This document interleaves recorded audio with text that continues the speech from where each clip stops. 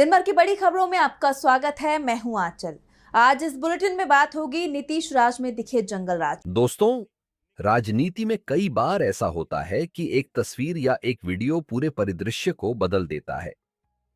बिहार से आई हाल की तस्वीर और नीतीश कुमार का अचानक दिल्ली पहुंचना दोनों ने भारतीय राजनीति को हिलाकर रख दिया है।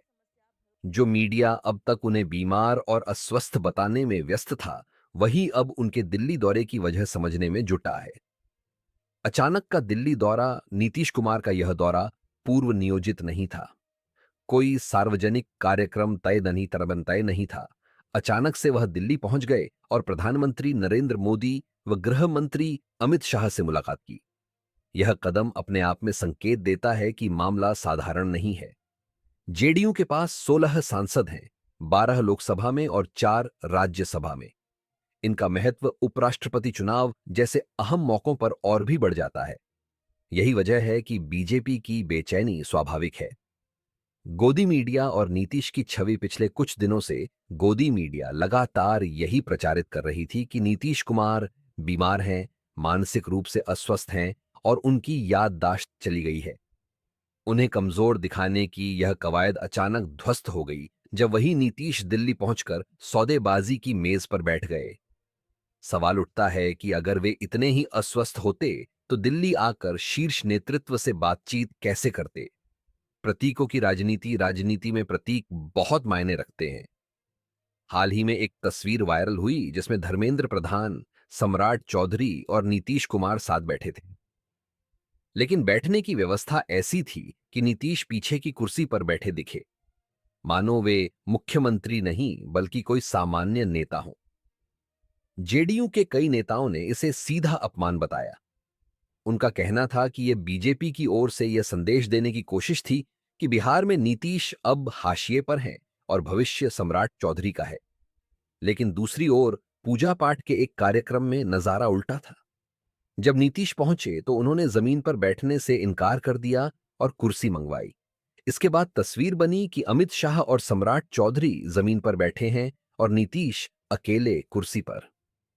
यह भी एक प्रतीक था। यहां बिहार में सत्ता का केंद्र अब भी वही है।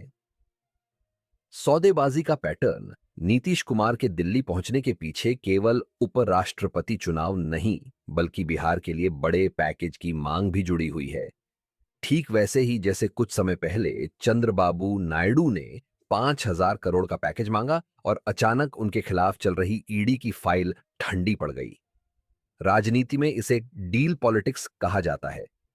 नीतीश कुमार ने भी साफ संदेश दिया है कि अगर समर्थन चाहिए तो बिहार के लिए बड़ा आर्थिक पैकेज देना होगा और उसका श्रेय भी उनके नाम पर जाएगा।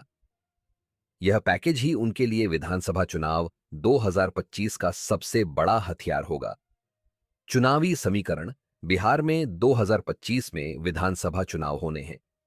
जेडीयू सीटों में बराबरी या उससे ज्यादा हिस्सेदारी चाहती है, लेकिन बीजेपी की रणनीति यह है कि जेडीयू को सीमित किया जाए और सम्राट चौधरी जैसे चेहरों को आगे लाया जाए। नीतीश इसे अपने लिए खतरा मानते हैं।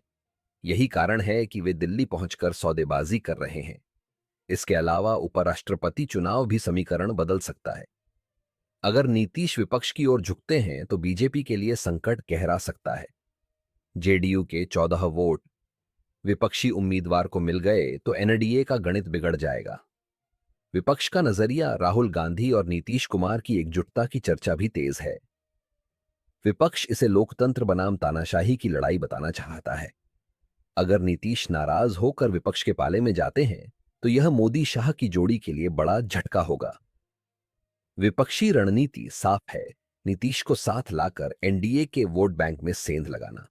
बीजेपी की बेचैनी, बीजेपी के लिए यह स्थिति असहज है। एक तरफ नायडू हैं जो पैकेज की मांग कर रहे हैं, दूसरी तरफ नीतीश हैं जिनके पास बिहार की राजनीति का बड़ा गणित है। दोनों नेताओं की नाराजगी से यह संदेश जा रहा है कि मोदी सरकार अब अपने सहयोगियों को संभालने में संघर्ष कर रही है। नीतीश कुमार का यह दिल्ली दौरा केवल औपचारिक भेंट नहीं था, यह एक रणनीतिक कदम है जिसमें उन्होंने बीजेपी को यह जताया कि अगर हमारी शर्तें नहीं मानी गईं तो विकल्प हमारे पास हैं। चाहे विपक्ष के साथ जाना हो या प्रधानमंत्री पद की महत्वाकांक्षा जगाना, नीतीश राजनीति के सबसे चतुर खिलाड़ियों में गिने जाते हैं। आज की हकीकत यही है कि जिस नीतीश को बीमार और कमजोर बताया जा रहा था, वही अब दिल्ली की सत्ता को बेचैन कर रहे हैं। बिहार की तस्वीर से दिल्ली की राजनीति हिल गई है। आने वाले दिनों में यह साफ होगा कि नीतीश कुमार किस ओर पलटते हैं। लेकिन इतना तय है कि इस बार भी उनकी एक चाल भारतीय राजनीति की दिशा बदल सकती है।